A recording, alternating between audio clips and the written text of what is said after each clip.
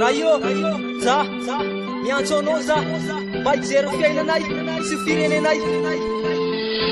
Raio, feno fahotana foko sy ny rafo dia feno fahazonako zay lalana nombako. Tsy nisy hazavana, tsy nanam-pahalalana, ny saiko tsy nahiratra fa jamba ny adalana. Kabio zaroja handresy ny adalana sy refakabana, aza vela oso lavaka amin'ny refy sy ny ditra fahaizana ny ilaiko. Kabio mba ho tafita, aza vela ho resy ny fakabana ny areny.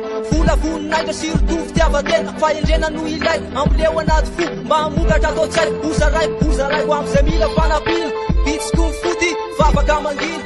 Yeah, vavaka mangina, vavaka mangina nyay, raiso ny fosy fanay. Vavaka mangina nyay, diovy ny fosy fanay.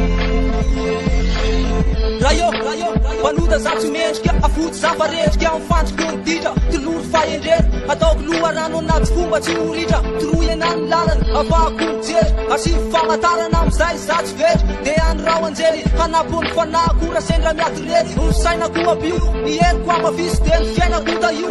Enao rety, enao no atokisako amin'ny fiainana menjady. Enao rety, enao no atokisako rasendra misy ny ady. Vavaka mangina nyay, raiso ny fosy fanay. Vavaka mangina nyay, diovy ny fosy fanay.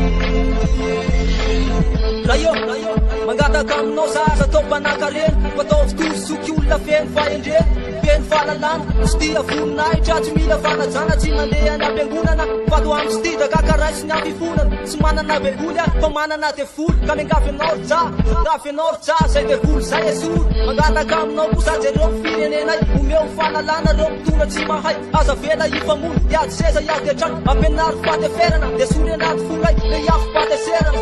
Yeah, amaranako vavaka, mangataka aminao za andefasy bolotila, atao tena miavaka, kompani